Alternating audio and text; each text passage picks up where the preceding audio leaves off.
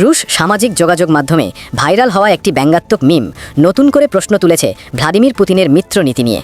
মিমটিতে পুতিনের উদ্ধৃতি "আমরা আপনজনদের ছেড়ে দিই না" এর পাশে এমন সব নেতার ছবি রয়েছে যারা একসময় মস্কোর ঘনিষ্ঠ মিত্র ছিলেন কিন্তু সংকটে রাশিয়ার সক্রিয় সহায়তা পাননি।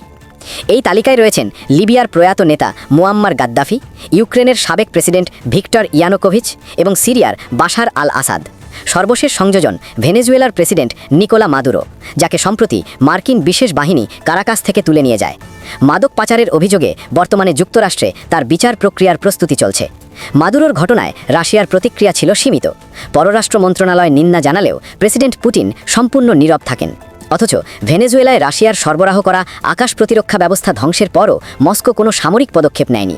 এতে স্পষ্ট হয় দুই দেশের প্রতিরক্ষা চুক্তিতে সরাসরি সামরিক সহায়তার কোনো বাধ্যবাধকতা ছিল না। বিশ্লেষকদের মতে এই ঘটনায় লাতিন আমেরিকায় রাশিয়ার মর্যাদা ক্ষতিগ্রস্ত হলেও পুতিনের মূল লক্ষ্য ইউক্রেন ও সাবেক সোভিয়েত অঞ্চলে নিজের প্রভাব ধরে রাখা।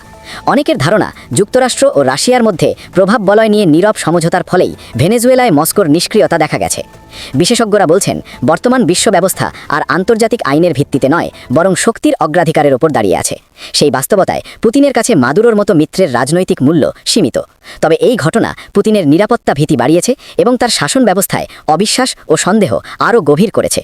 সংক্ষেপে মাদুরোর পতন দেখিয়ে দিয়েছে রাশিয়ার বিশ্বস্ত মিত্র ধারণাটি রাজনৈতিক স্লোগানের বেশি কিছু নয়, আর বৈশ্বিক রাজনীতিতে টিকে থাকার একমাত্র মানদণ্ড এখন শক্তির।